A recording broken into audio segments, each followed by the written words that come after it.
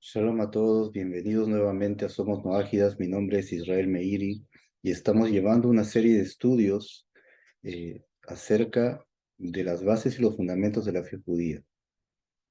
En esta oportunidad nos toca ver el concepto de Dios según la fe judía. En realidad, la diferencia que hay entre la fe judía y la fe cristiana se basa principalmente en dos conceptos: el concepto de Dios y el concepto de Mesías.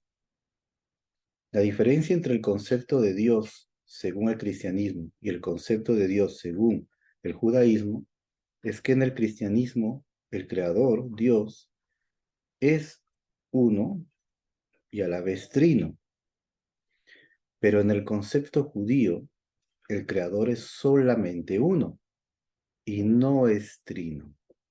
Y debido a esos dos conceptos, junto con otros también, por supuesto, pero principalmente debido a estos dos conceptos, es que han surgido debates sin fin entre judíos y cristianos y no pueden comprenderse unos a otros al intentar debatir sobre un tema, porque el fundamento que hay en el cristianismo y en el judaísmo es totalmente distinto cuando estamos hablando de quién es Dios, quién es el creador.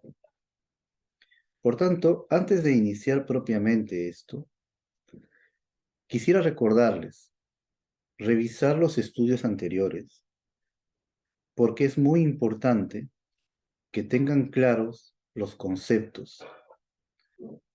El tema de hoy sería el concepto de Dios según la visión judía. Y dentro de este tema tocaremos la Trinidad. Ahora bien, nosotros vamos a comenzar diciendo que hay un versículo en la Torá, en la ley de Moisés, en Deuteronomio 6:4. Dice: Shema Israel, escucha Israel, Hashem Elohenu, el Eterno es nuestro Dios, Hashem Echad, el Eterno es uno. La fe judía cree que el Creador, el Todopoderoso, es uno y único, y no más de uno. Es decir, que no hay el concepto de Trinidad, debido a que este versículo nos dice de manera muy sencilla y muy firme que el Creador, que es nuestro Dios, Él es uno. Sin embargo, cuando ingresamos a la doctrina cristiana sobre la Trinidad, encontramos que en el cristianismo también se cree que Dios es uno, pero ese uno para ellos es un uno compuesto de varias personas. En realidad, antes de comenzar, la doctrina de la Trinidad proviene del Nuevo Testamento. Y el Nuevo Testamento para nosotros no forma parte de las Sagradas Escrituras.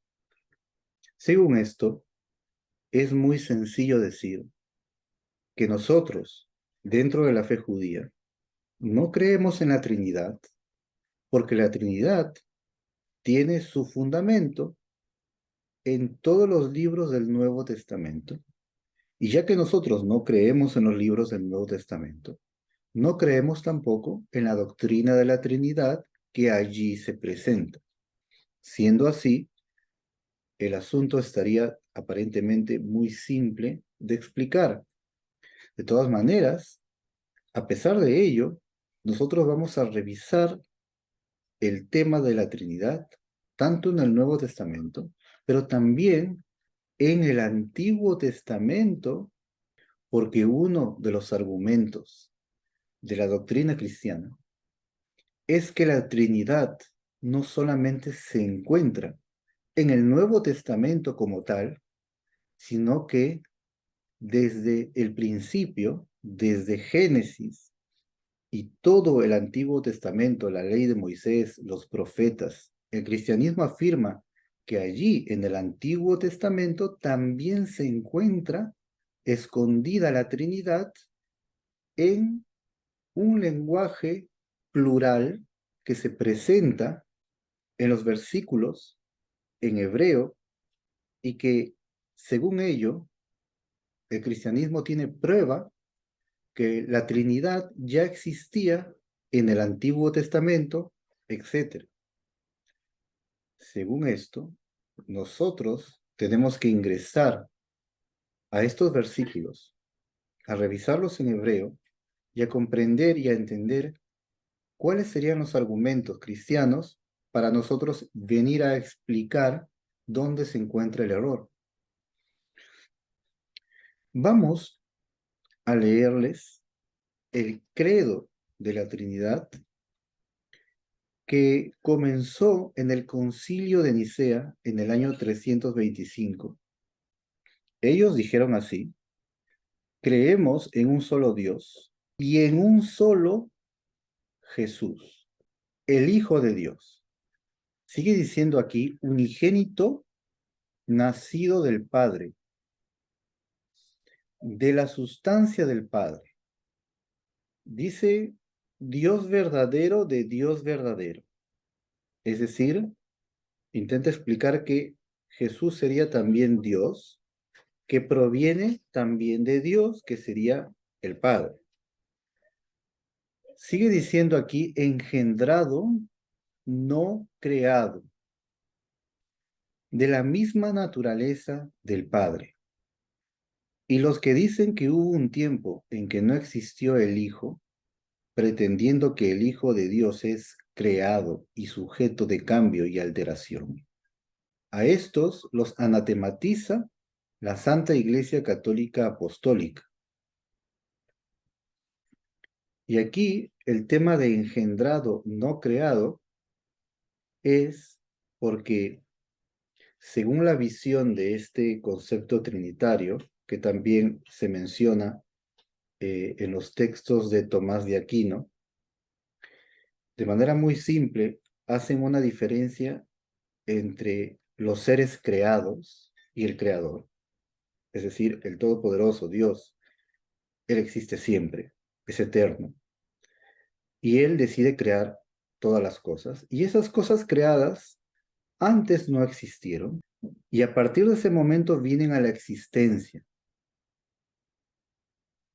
Pero aquí en este credo de la Trinidad dicen que Jesús sería engendrado, no creado.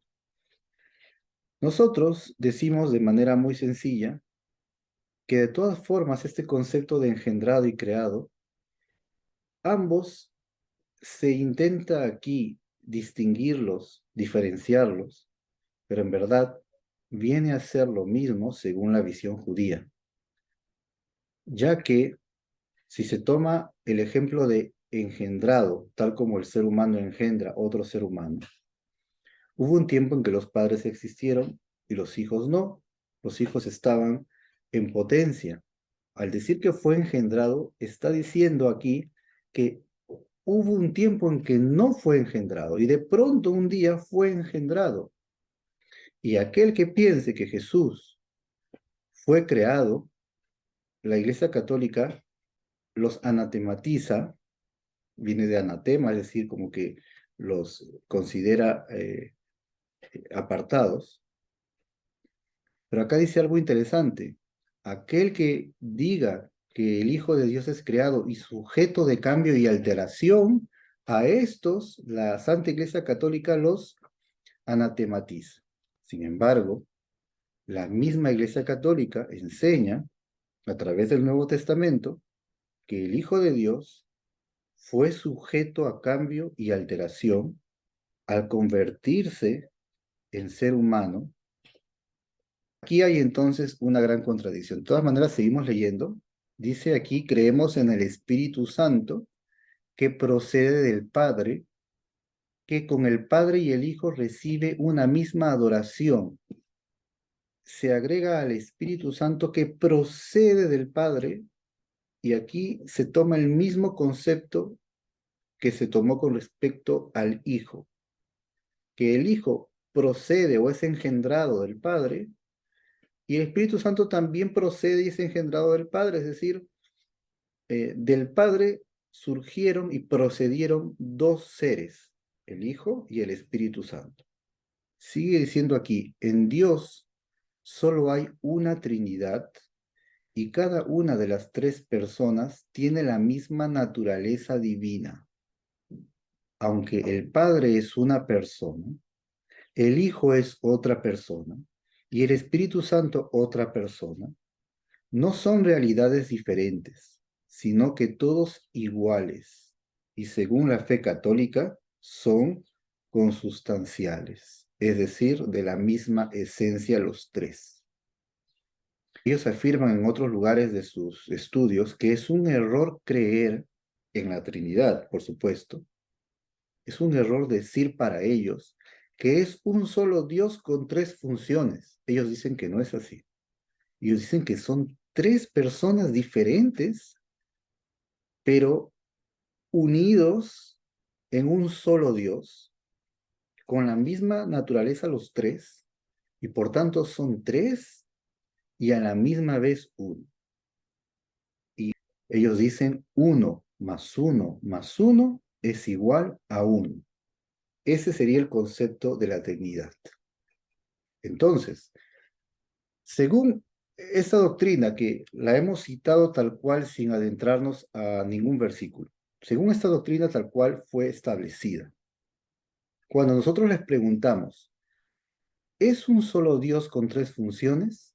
Ellos nos dicen, no, son tres personas distintas. El Padre no es el Hijo y el Hijo no es el Espíritu Santo.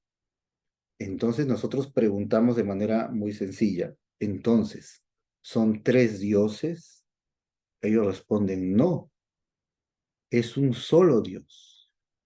Es decir, ellos tampoco aceptan la idea que estos tres sean denominados tres dioses. Ellos dicen, tres dioses no son, es un solo Dios. Entonces, ante todo esto, podemos nosotros decir con total sencillez que en verdad no logramos entender esto. La respuesta que siempre se da ante esto es la siguiente. Dios es todopoderoso y no podemos entenderlo. Solo debemos aceptarlo por fe. Sin embargo, ¿qué diría ante esto, solamente ante este punto que se cita? ¿Qué diría la fe judía al respecto? Hay un principio en la fe judía que es cierto que el Creador es todopoderoso, que Él todo lo puede, es cierto. Pero eso no significa que el Creador todopoderoso vaya en contra de su misma esencia. O por ejemplo, si el Creador bendito es todopoderoso, también es santo, en su gran poder, ya que Él todo lo puede, Él podría decidir dejar de ser santo, Él podría decidir dejar de ser todopoderoso, Él podría decidir dejar de existir, podríamos llegar hasta este punto de imaginarnos siquiera. Por supuesto que no. Sabemos que el Creador bendito es todopoderoso, pero no porque Él sea todopoderoso, Él va a anular su esencia. Y en base a esto podemos decir que el Creador no puede dejar de existir. Y podemos preguntarnos, pero Él es todopoderoso. Él todo lo puede. ¿Por qué no podría también dejar de existir? Muy simple, porque tenemos un principio, que aunque el Creador bendito es todopoderoso, no va contra su misma esencia. Y nosotros veremos cuál es esa esencia según los versículos explicados de la manera correcta según la transmisión oral, como veremos a continuación. Ahora bien, pasando a revisar los textos del Nuevo Testamento, vamos a hallar en resumen muchas secciones que mencionan a lo que ellos consideran las tres personas de la Trinidad. Hay una parte en que los cristianos afirman que la Trinidad apareció en la historia de Jesús. Eso sería para ellos el bautismo de Jesús. Ellos dicen que aquí se manifestó la Trinidad, pero encontramos en esta historia del bautismo que la Trinidad que ellos afirman aquí está separada. También hay una sección muy famosa en el Nuevo Testamento donde Jesús envía a sus discípulos a predicar y les dice que los bautice en el nombre del Padre. Él llama, en este caso, a Dios el Padre, y del Hijo, que sería refiriéndose a él mismo, ya que en varias ocasiones en el Nuevo Testamento Jesús es denominado Hijo de Dios. Ese tema lo veremos después. Y del Espíritu Santo, es decir, que a la hora que hagan discípulos, deben bautizarlos en el nombre del Padre, del Hijo y del Espíritu Santo. Y aquí se mencionan los tres, y el cristianismo tiene en este texto su base para decir que aquí está la Trinidad. De la misma manera, decimos que están mencionados por separado, pero ellos, como dijimos, según su doctrina, afirman que a pesar que en el Nuevo Testamento estén mencionados cada uno distintos, son para ellos un solo Dios. Es decir, en todo el Nuevo Testamento encontraremos en algunas secciones mencionadas estas tres personas, generalmente por separado. También en el Nuevo Testamento hallamos de pronto la afirmación que Dios es uno. Lo hallamos varias veces. Desde Jesús, en los Evangelios, en Marcos 12:28. Acercándose uno de los escribas, etcétera, le preguntó, ¿cuál es el primer mandamiento de todos? Jesús le respondió, el primer mandamiento de todos es, oye Israel, el Señor nuestro Dios, el Señor uno es. También en el caso del joven rico, cuando él le dice, maestro bueno, y Jesús le dice, ¿por qué me llamas bueno? Solo hay uno que es bueno y es Dios. También en otras secciones del Nuevo Testamento se menciona en muchas oportunidades, de nuevo, que Dios es uno. Romanos 3:30, por ejemplo, que dice, porque Dios es uno y Él justificará por la fe, etc. También en Santiago 2:19, ¿tú crees que Dios es uno? Bien haces. Sin embargo, dentro del Nuevo Testamento hay algunas secciones que se dice explícitamente que esta Trinidad, estos tres seres, vienen a ser también uno, como este versículo que es muy famoso en el Nuevo Testamento, Primera de Juan 5:7, porque tres son los que dan testimonio en el cielo, el Padre, el Verbo y el Espíritu Santo, y estos tres son uno. Este versículo es para ellos la base y el fundamento de la fe de la Trinidad. Porque aquí dice explícitamente que estos tres son uno. En Juan 10:30 dice, yo y el Padre uno somos. Hablando a Jesús. Al decir uno somos, el cristianismo entiende de forma literal que son un solo Dios los dos. Sin embargo, hay una gran sección del cristianismo también que no cree en la Trinidad. Y ellos han mencionado que cuando Jesús quiso decir que Él es uno con el Padre, lo quería decir de forma metafórica, no literal. Esto lo dicen los que no creen en la Trinidad dentro del cristianismo. Y son ellos los que traen lo que dice en Juan 17:21, en el momento en que Jesús estaría orando y dice, para que todos sean uno, como tú, oh Padre, en mí y yo en ti, que también ellos sean uno en nosotros. Entonces aquí ellos dicen que Jesús está pidiendo que todos sus seguidores sean uno, como tú, oh Padre, en mí y yo en ti, que también ellos sean uno en nosotros. Y aquí para ellos es una prueba que esta unidad a la cual se refiere Jesús no sería literal, sino metafórica. Sin embargo, para hacer un breve paréntesis, vamos a mencionar una cosa que es ya muy conocida, y es que hay testimonio importante que esa sección de Primera de Juan que acabamos de leer, Primera de Juan 5, donde dice que los tres dan testimonio y son uno, le llaman la coma joánica, que es una cláusula añadida en este texto del Nuevo Testamento, que en el siglo IV fue incorporada como una glosa, la cual es una nota escrita en márgenes, pero en el año 800 fue agregada esta glosa en la epístola Vulgata latina.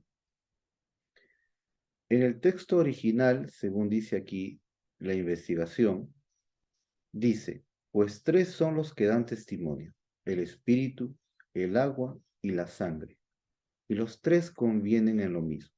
Eso diría el texto original. Tendríamos que decir que el único versículo de todo el Nuevo Testamento que afirma que estas tres personas son a la vez una, no era parte del texto original y por lo tanto en todo el Nuevo Testamento, sin esta glosa, no existe un solo versículo que diga que hay tres personas y los tres son uno en Dios. Pero aquí es donde viene el conflicto. El cristianismo afirma que no solo en el Nuevo Testamento aparece el concepto de la Trinidad, sino que esto ya estaba como testimonio desde el inicio en los textos del mal llamado Antiguo Testamento, es decir, que desde el inicio de la Biblia ya Dios manifiesta a los profetas y a su pueblo Israel en todos los textos de Génesis, de la ley de Moisés, de los profetas, ya aparece Dios manifestado en forma plural. Entonces, en el momento en que ellos afirman que en el antiguo pacto hallaríamos a Dios de forma plural, es que nosotros necesitamos ingresar ahora en ese mundo, en esos textos y en los versículos de la Torá, de los profetas, para ver a qué se refiere. Bien, hay dos razones por la cual los cristianos afirman que el Antiguo Testamento también afirmaría pluralidad en Dios. Dos razones. La primera es el término Elohim. Según ellos, el término Elohim sería una prueba o un testimonio que habría alguna pluralidad en Dios. Y la segunda razón es justamente que el texto de la Torá, en varias secciones, cuando se refiere a Dios, habla en forma plural, es decir, como si fuera Dios, habla de sí mismo en plural. Eso vamos a revisar a continuación. Estas dos razones, el término Elohim y el lenguaje plural que hallaríamos en la Torá y en los profetas. Por supuesto, para comenzar ya este análisis, tenemos el primer versículo de toda la Biblia, Génesis 1:1. En el principio creó Dios los cielos y la tierra. ¿Cómo dice en hebreo? En hebreo dice, En el principio, Bereshit, Bará, creó Elohim. Este término Elohim fue traducido como Dios.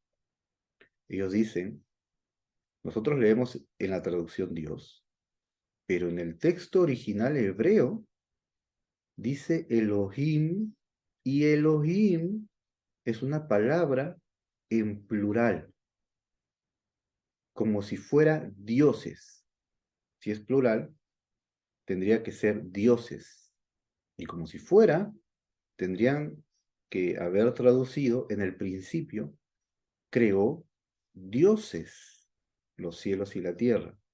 Ellos afirman esto porque toda persona puede revisar el hebreo y entender que en el lenguaje hebreo existe singular y plural. El cristianismo afirma, tenemos allí una enorme prueba que Dios como tal, ya que es llamado Elohim, ¿por qué es llamado en plural? Tiene que ser, dicen ellos, porque existiría en Dios alguna pluralidad. Es decir, que el término Elohim estaría manifestando parte de la esencia de Dios. Es decir, ¿por qué se le llama así? Para decirnos cómo sería su esencia. Y si habla en plural, significaría para ellos que la esencia de Dios, como si fuera, tendría que ser plural como el término Elohim. Esa es la prueba que ellos traen. Para ellos es totalmente claro y muy simple que esto sería una prueba, un argumento para decir que en realidad desde el principio Dios se manifiesta como plural. También debemos recordar que el cristianismo afirma que Dios es plural y singular a la misma vez. Es decir, que es tres y a la misma vez uno. Por ese motivo, generalmente en estos casos, la respuesta es sencilla, pero no es recibida. ¿A qué me refiero? Que en este primer versículo, por ejemplo, dice, en el principio, Bereshit, creó, y el verbo es creó. El verbo es singular, creó. No dice crearon, dice creó. Para venir a responder nosotros todo esto, necesitamos recordar que el texto de la Torá y de toda la escritura, de la ley de Moisés, de los profetas, de los salmos, todos los textos contienen, como ya dijimos en estudios anteriores, contienen una explicación transmitida oralmente. La explicación oral viene a traer claridad a todo el texto, no solamente explica la intención del texto, sino las propias palabras, el contexto y el tema al cual se refiere.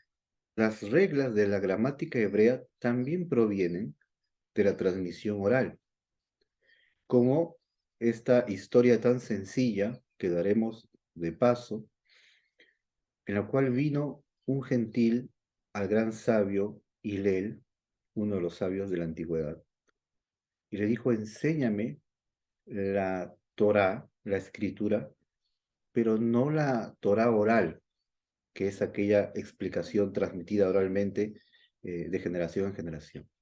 Él dijo, yo solamente quiero aprender la Torá escrita, no quiero la Torá oral. Y le dijo, está bien, pero tienes que aprender primero hebreo. Y él le dijo, muy bien, aprendamos hebreo. Y él escribió la primera letra en hebreo, que se llama Aleph, la escribió, la dibujó, y le dijo, esta letra se llama Aleph. Luego dibujó la siguiente letra, que sería la letra Bet, y le dijo, esta letra, con esta figura que ves aquí, es la letra Bet. Y así fue enseñándole. Al día siguiente, este sabio Hillel dibuja otra vez la letra Aleph y la letra Bet.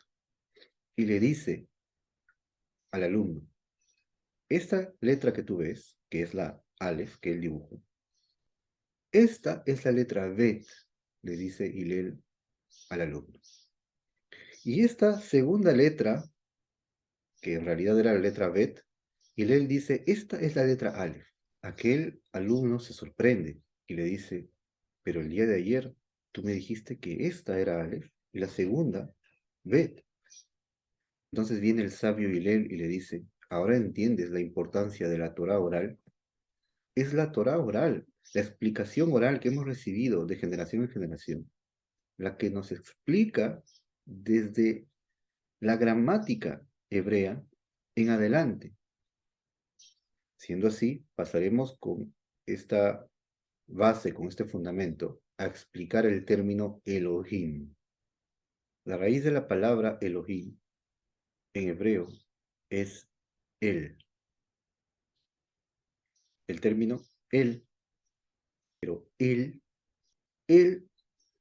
tal cual a secas, significa poderío, fuerza, poder, y también tiene el sentido de autoridad, porque la persona que posee alguna autoridad posee el poder para ejercer dicha autoridad.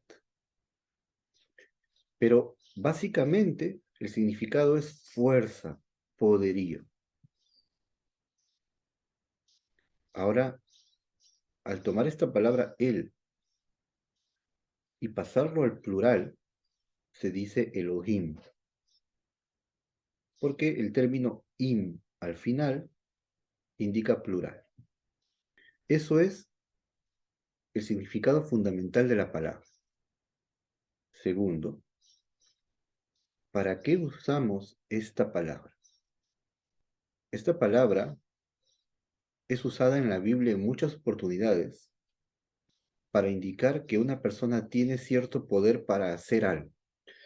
Para dar un ejemplo, en Génesis 31, 29, hallamos la historia que Jacob huye de la casa de Labán, y Labán se entera y lo persigue. Cuando lo alcanzan, le dice a Jacob en el versículo 29, Yesh leel yadi, la azot imahem ra.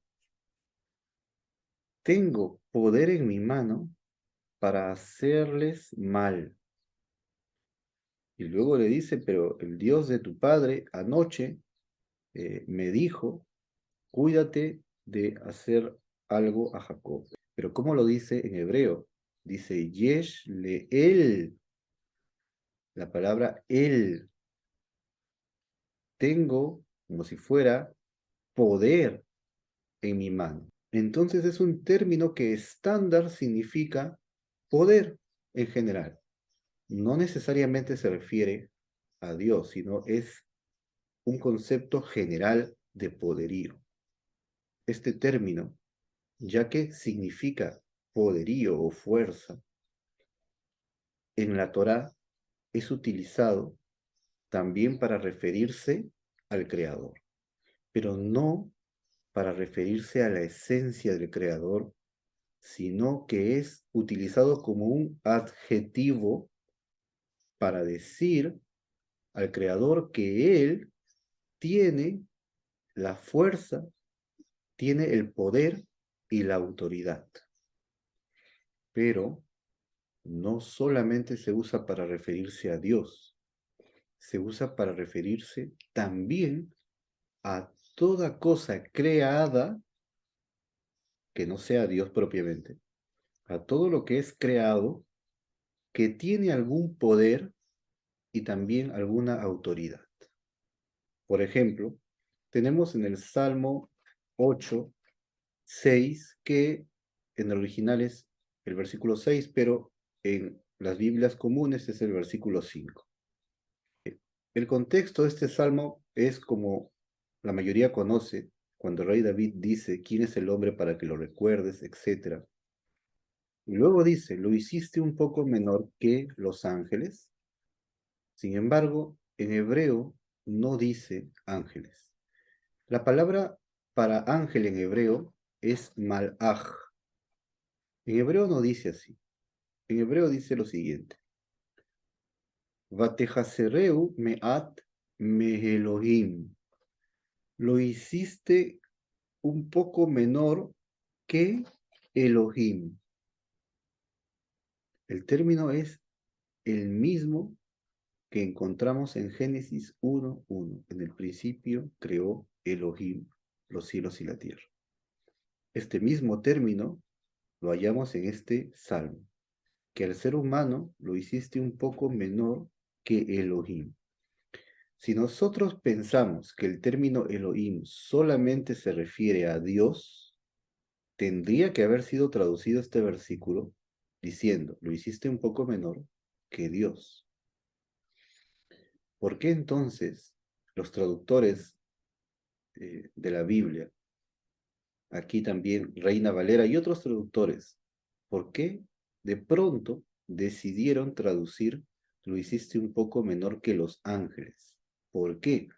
Si el término original es Elohim, tendríamos que preguntarnos, si queremos ir nosotros al original para encontrar respuestas,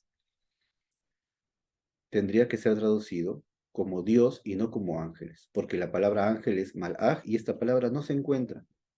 Entonces es obvio que la traducción fue hecha considerando la explicación oral de este texto. Es la Torá oral, la transmisión oral recibida de generación en generación, la que explica este salmo y la que nos dice que en este versículo el significado del término Elohim es ángeles en este versículo. El término Elohim, como dijimos, es un término utilizado para muchos otros entes de la creación que tienen cierto poderío y cierta fuerza y cierta autoridad también. Y los ángeles, el Eterno los creó con un poder especial y una misión especial para ejercer cada uno según su fuerza y su poderío. Entonces los ángeles son llamados también Elohim, porque poseen fuerza, poderío y autoridad también. Otra prueba que esto es verdad es en Éxodo 22. Lo yeleja Elohim ajerim al panay. No tendrás dioses ajenos delante de mí. Aquí es muy interesante. ¿Y a quién se refiere ahora? El término Elohim no se refiere a Dios, se refiere a dioses ajenos, que también el texto lo llama Elohim. ¿Por qué? Porque las personas los adoran a estos ídolos y las personas con su adoración les dan como si fuera cierta autoridad a estos ídolos. Pero no solo ellos, sino también los seres humanos también son denominados Elohim por la misma razón básica que es un adjetivo para todo aquel que tiene fuerza, autoridad o poderío. Por ejemplo, en Éxodo 21:6 dice, el contexto es acerca del esclavo hebreo que ya ejerció 6 años de su trabajo y tiene que salir libre. Pero ¿qué pasa si este esclavo dice, yo no quiero salir libre porque tengo cariño por mi amo y por su familia y quiero quedarme con él? El texto dice aquí, Éxodo 21:6, entonces su amo lo llevará ante los jueces. Así dice la traducción de la Biblia. Pero ¿cómo dice en hebreo? En hebreo dice, Éxodo 21:6, Veisho Adonai, él a Elohim, y lo acercará su amo hacia Elohim. Y si nosotros de nuevo consideramos el término Elohim tan solo para Dios, o que significa Dios o dioses en plural, tendríamos que haber traducido y lo acercarán y lo acercará su amo hacia Dios. Sin embargo, la misma traducción cristiana no traduce aquí el término Elohim como Dios, lo traduce como jueces. Y en hebreo hay otras palabras para decir jueces, Dayanim, Shoftim, porque de la misma manera tuvieron que recurrir a la transmisión oral de la Torá, que dice que en este versículo no se refiere a Dios, sino que se refiere a los jueces. Por otro lado, encontramos en Éxodo 7:1. En las traducciones dice que Dios dijo a Moisés, mira, yo te he constituido Dios para Faraón. Porque dice en hebreo, Vayomer Hashem el Moshe, y dijo el Eterno a Moshe, Re'e netatija Elohim le Faraón. He aquí te he colocado Elohim para el Faraón. Elohim, es decir, Moisés es llamado Elohim con respecto al Faraón, ya que este término es un adjetivo para todo aquel que tenga algún poderío o autoridad. Y en este caso, Moisés venía con la autoridad divina para realizar las plagas y para dominar sobre todo el imperio del faraón. Y hay que prestar atención que aquí no se hace mucha diferencia entre singular y plural. Si ustedes han prestado un poco de atención, cuando se refiere a los jueces, el término Elohim es compatible, porque los jueces son varios. Entonces se le llama Elohim en plural porque son los jueces. Pero a Moisés también se le llama en plural. Te he constituido Elohim, no dice te he constituido él. Entonces, ¿qué tenemos aquí? Que una persona en singular, una sola persona como Moisés, también es posible que la escritura lo llame Elohim en plural. De todas formas, si el creador es uno, como dice la fe judía, ¿por qué la escritura, al referirse a él como poder y autoridad, por qué lo llama en plural? ¿Por qué utiliza el plural? Y la respuesta es que el término Elohim no viene a definir al creador y a la esencia del creador, no viene a definirlo a él, viene a definir la función de él. Por ejemplo, un juez, un solo juez, es una persona, llamemos que este juez se llama José, y José como tal es una persona individual que tiene una vida propia, pero en el momento que él ejerce autoridad como juez, que se coloca la túnica de juez y se sienta en el estrado para juzgar, en ese momento, él no es llamado José, él es llamado juez, él es llamado con respeto. En ese momento, él ejerce como juez. Por tanto, el término juez no define a la persona. El término juez define a la autoridad que tiene aquella persona en ese momento para ejercer un juicio. El término Elohim es un adjetivo para todo aquel que posee autoridad. Entonces, el Todopoderoso es uno y único. Pero cuando Él decide crear el mundo entero, en todo este mundo, en el planeta y fuera del planeta, hallamos diversidad de seres y de cosas que el Eterno creó.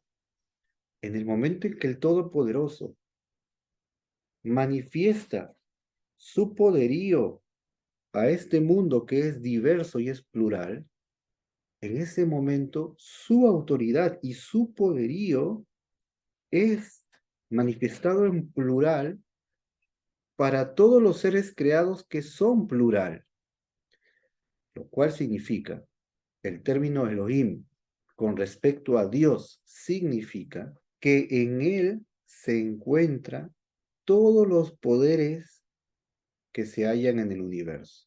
Y él gobierna sobre todos y él es autoridad sobre todos los poderes. Por eso es llamado en plural el término Elohim para referirse a Dios.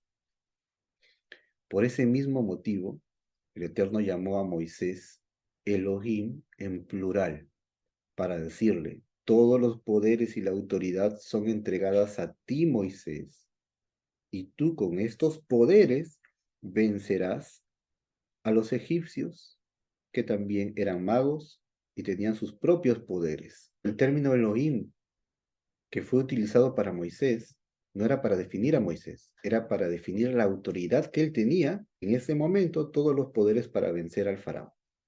De la misma forma, el término Elohim para Dios significa que todos los poderes se hallan en él y que él domina sobre todo lo que existe en este mundo.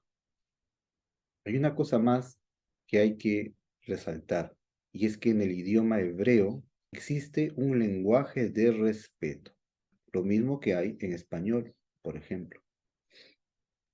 En español decimos a una persona a quien respetamos, en vez de llamarle tú, le llamamos usted.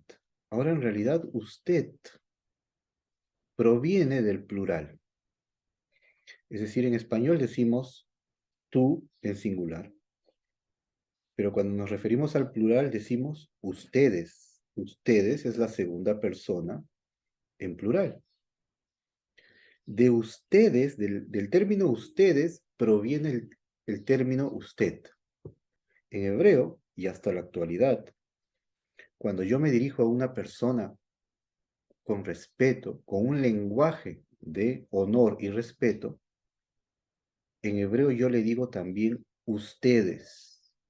Por ejemplo, en hebreo tú se dice atá, ustedes se dice atem. En hebreo, cuando quieren hablar a una persona con respeto, en vez de llamarle atá, que sería tú, le llaman atem.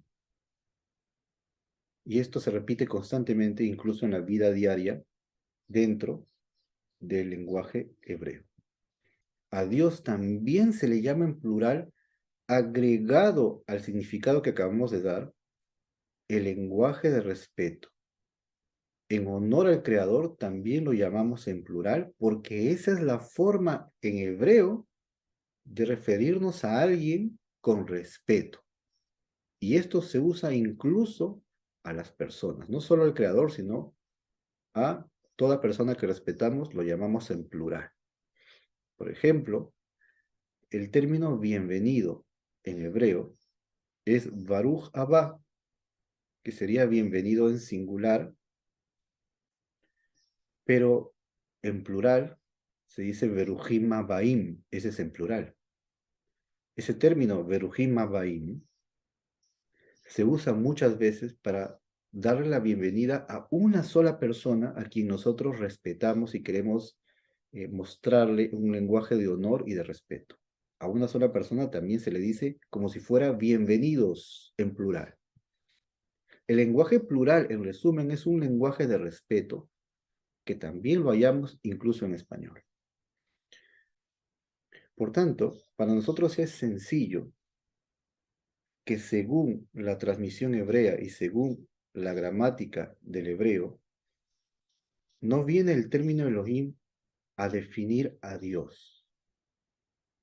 Es más, podríamos decir, si el cristianismo afirma que el término Elohim, que es plural, viene a definir a Dios como plural, la pregunta es, ¿por qué precisamente tendría que ser tres? ¿Por qué tendría que ser Trinidad? ¿Por qué tres? Podrían ser más de tres o menos de tres, podrían ser dos también. El cristianismo ha buscado algunos versículos para querer decir que en realidad sí son tres. En primer lugar es plural y a la vez sí son tres.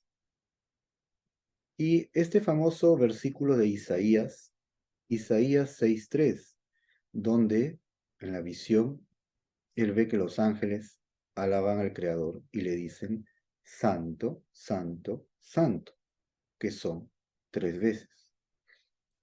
El cristianismo quiere decir que debido a que los ángeles alaban al Creador tres veces diciéndole Santo, tendría que ser porque están alabando a tres personas en plural. Pero esto no es así. Porque si fuera así, si fuera que cada vez que en la Biblia se menciona al Creador más de una vez, por ejemplo, se dice que Él es santo y se vuelve a repetir que Él es santo y se vuelve a repetir otra vez 3 veces, la alabanza se repite 3 veces, tendríamos que decir, cuando Elías ora al Creador para que venga fuego del cielo, todo el pueblo, dice aquí, se postraron en Primera de Reyes 18:39. Viéndolo todo el pueblo, se postraron y dijeron, Hashem es Dios, Hashem es Dios. Dijeron esto 2 veces. ¿Cómo lo dijeron? Tal como leemos también aquí en hebreo.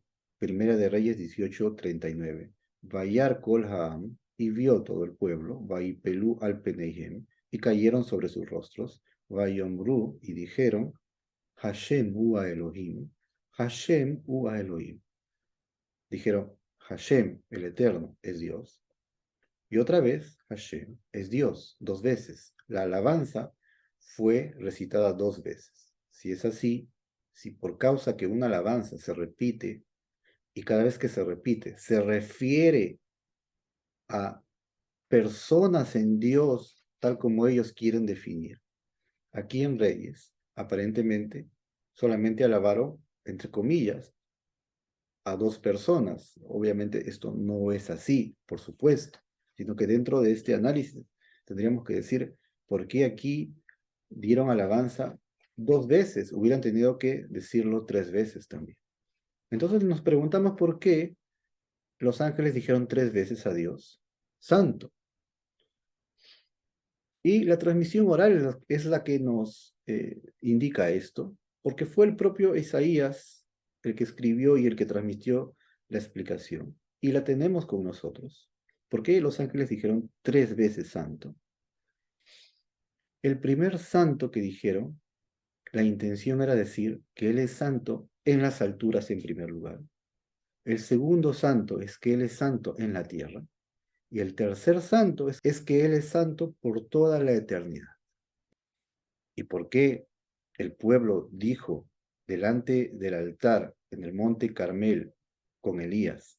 ¿Por qué alabaron al Eterno 2 veces diciendo Hashem es Dios, Hashem es Dios? La explicación oral nos dice que era para reforzar su fe de que Hashem es Dios y de nuevo Hashem es Dios y no es Baal.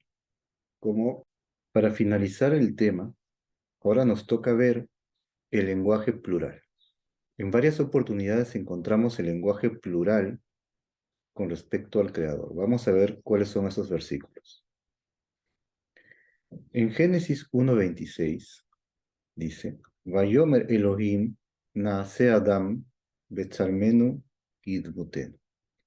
Y dijo Dios, hagamos al hombre a nuestra imagen conforme a nuestra semejanza. Aquí tenemos un lenguaje plural. Dios dice, hagamos al hombre. ¿Con quién está hablando Dios? No nos dice el versículo con quién habla. Debido a que él habla en plural como si hablara con otras personas y les dice hagamos al hombre. Y a la vez que nosotros sabemos que Dios creó al hombre. Entonces, obviamente, él tendría que haber escrito en la Torá, haré al hombre, porque solo él lo creó. Porque dice, hagamos al hombre. Génesis 3:22. Vayomer Hashem Elohim, y dijo el eterno Dios, En Haadam ayake apad mimen. He aquí que el hombre es como uno de nosotros, que conoce el bien y mal, en aquella oportunidad donde el hombre peca. El Eterno dice, el hombre conoce el bien y mal ahora que ha comido del fruto del árbol, y ahora es como uno de nosotros. ¿Con quién está hablando el Eterno? De nuevo, otro texto es Génesis 11:7. Dice, en el tema de la Torre de Babel, Abba, Nerda, de Nabla Sham Sefatam, dice así, vengan en plural, descendamos también en plural, y confundamos allí sus idiomas. Entonces, el Eterno ¿con quién estaría hablando también en plural? Vengan, descendamos, confundamos los idiomas. Si nosotros sabemos que es el Eterno quien confundió los idiomas en aquella oportunidad. Para responder esta pregunta, nosotros tenemos que recordar de nuevo que la fe judía posee la explicación oral de toda la Biblia. Por tanto, nosotros vamos según lo explica la Torá oral. La Biblia, el texto tal cual, es como un cofre cerrado. Y la Torá oral es la llave que abre ese cofre. Debemos saber lo siguiente. El Eterno, el Todopoderoso, al crear el mundo, decidió crear, en primer lugar, los mundos superiores, los mundos más espirituales, hasta el momento en que llegó a crear este plano, este mundo, este planeta. Los mundos superiores, el Eterno creó en esos mundos a los ángeles, cada uno en distintos niveles. Y de los ángeles constituyó una corte celestial. El Eterno estableció que en el mundo tendría que haber justicia. Y esto es un principio. El Eterno no iba a crear este mundo a menos que fueran establecidos antes fundamentos que iban a regir este mundo. Uno de ellos es la justicia. Y para que exista dicha justicia, constituyó la corte celestial conformada por ángeles. Sabemos nosotros que el Creador bendito no necesita de ningún ser creado, no necesita de nadie para actuar y para establecer sus dictámenes, y él puede tomar sus decisiones sin necesidad de nadie. El Eterno bendito no necesita de ningún ser creado, pero fue él mismo decidió que exista una corte celestial y que a través de la corte celestial se decidan todas las cosas que iban a acontecer en este mundo, en la tierra. De tal manera que todo lo que pasa en el mundo, primero se ha tomado dicha decisión en la corte celestial. Esto lo aprendemos por medio de la Torá oral, la explicación oral transmitida, pero también lo hallamos escrito en la Biblia. Está en Primera de Reyes 22, 19 en adelante, pero antes de leer, vamos a entrar un poco en el contexto.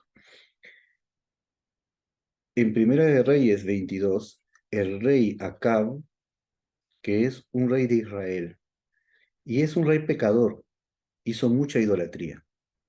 Surgió una guerra entre Israel y otra nación, y el rey Acab quería saber si ganaría o no la guerra, y llamó a un grupo de profetas de Baal, que era un ídolo que él adoraba, para saber y para que ellos le dijeran si ganaría o no la guerra.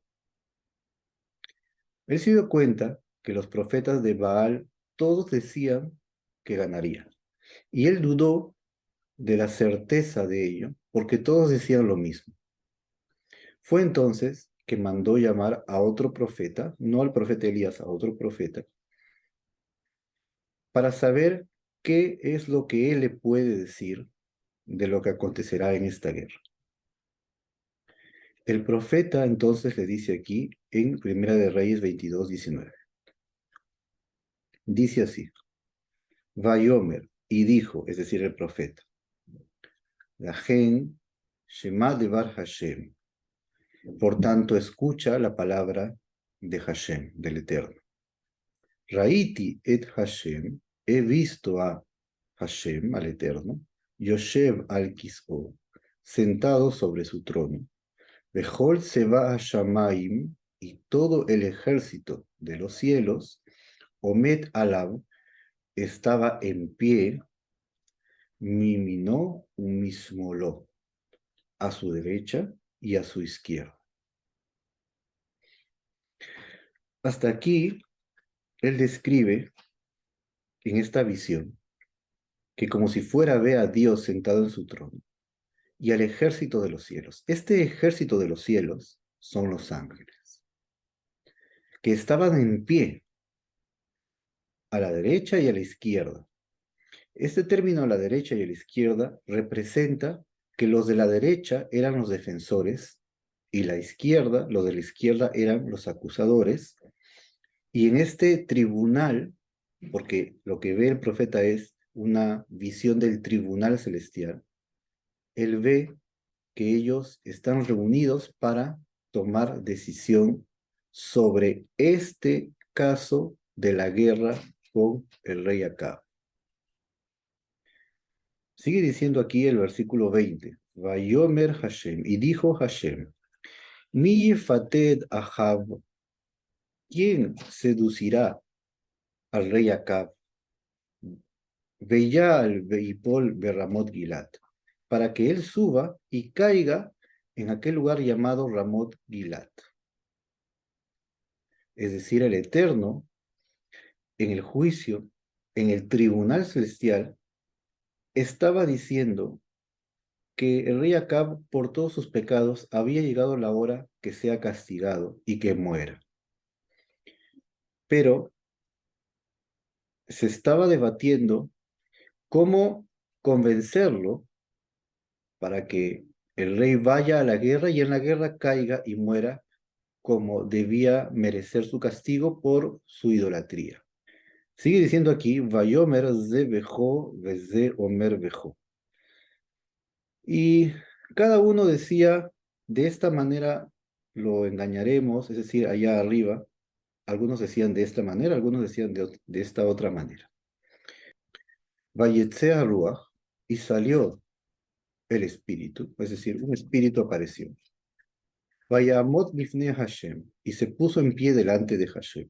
Vayomer, y dijo, Ani afateu, yo lo convenceré. Vayomer Hashem elav, y le dijo el Eterno a este espíritu, Vamá, ¿con qué?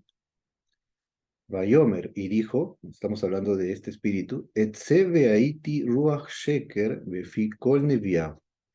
Yo saldré, dice, y seré un espíritu de mentira en la boca de sus profetas, los profetas de Baal. Vayomer, y dijo el Eterno, Tefate begam tujal, tú lo convencerás y podrás. Se va a sejen, sal y haz así. Lo que ve este profeta es una visión del tribunal celestial. Y esto también se ve en la historia del rey Nabucodonosor. En el capítulo 4 se cuenta que Nabucodonosor perdió la razón y se convirtió como si fuera en un animal y dejó el reinado y estuvo en los bosques viviendo como un animal durante 7 años. Pero él había soñado antes esto y mandó llamar a Daniel para que le interprete el sueño. Y Daniel le explica que esto sucederá, que se ha decretado sobre él, que esté viviendo como un animal durante 7 años. Y al decirle esto, encontramos en Daniel, capítulo 4, versículo 14, y en las Biblias comunes, en el versículo 17, dice así, Bigezerat Erin Pidgama, Umemar Kadishin Sheelta. Por el decreto de los vigilantes es la sentencia, y por el dicho de los santos la resolución. ¿Qué quiere decir aquí Daniel? Que este decreto que le va a llegar a Nabucodonosor, por lógica es un decreto divino, pero que es a través del tribunal celestial. Y por eso dice que todo esto que le acontecerá a Nabucodonosor será por el decreto de los vigilantes y por el dicho de los santos, que son los ángeles que están funcionando como jueces del tribunal celestial. Según esto, nosotros tenemos por transmisión oral que cada vez que el Eterno habla en plural, desde la creación del hombre, Él reunió a los ángeles y les dijo, tengo la decisión de crear ahora al hombre. coloquemos esto delante del tribunal para decidir. ¿Ya?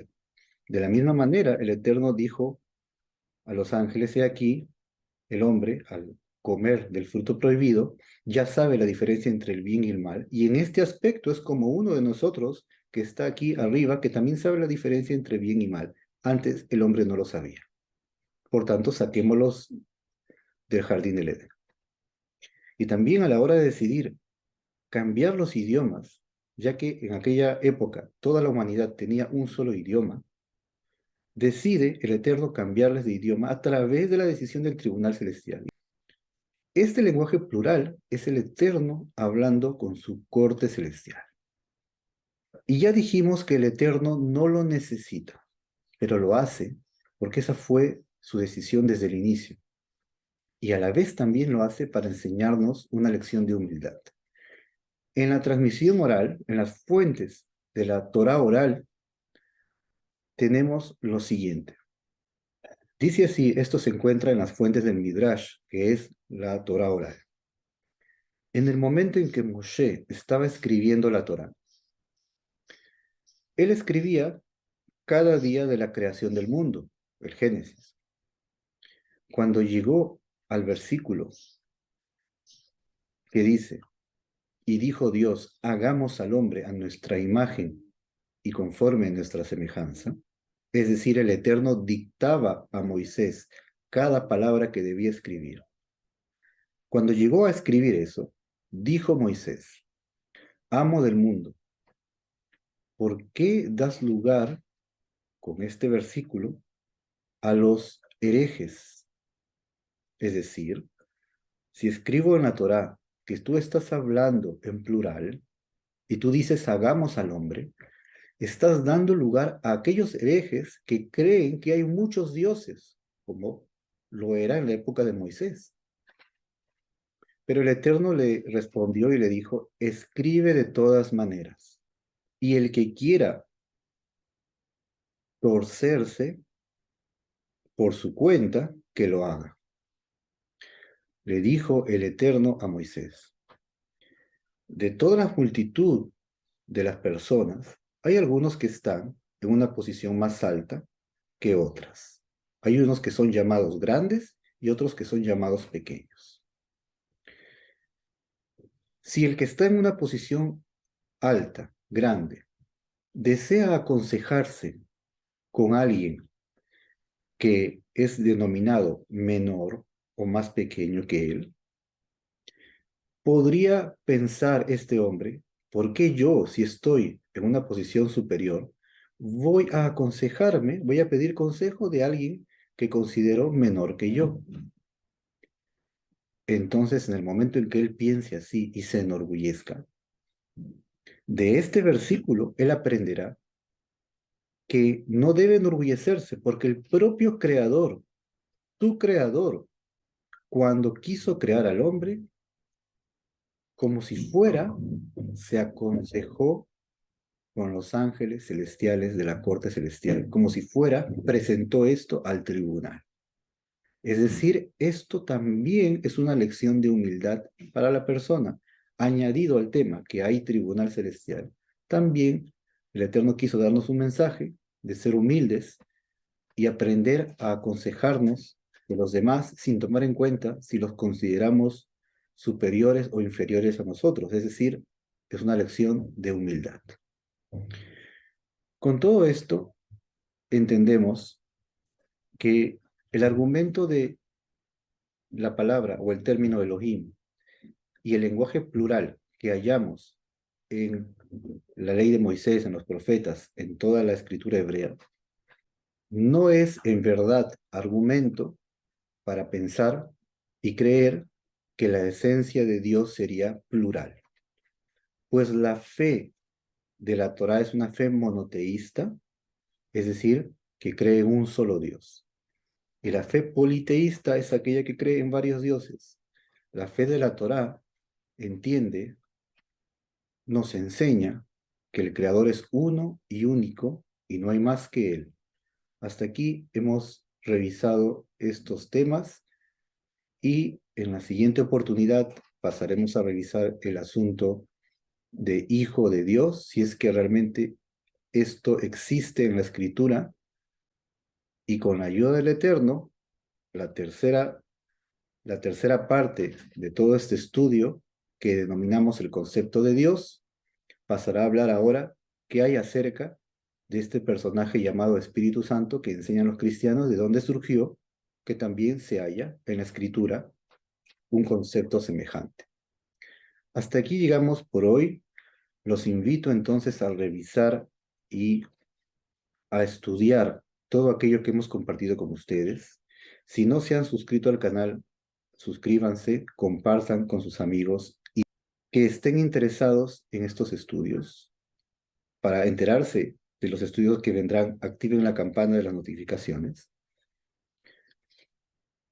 Y también nosotros estamos desarrollando el estudio de la Biblia en nuestro canal Torah y Judaísmo, que también invito a revisar, pero con estos estudios se entenderán las bases y los fundamentos de cómo se debe comprender la escritura, en base a la Torah escrita y a la Torah oral. Hasta aquí llegamos hoy. Que el Eterno los bendiga a cada uno. Muchas verajot a todos. Shalom.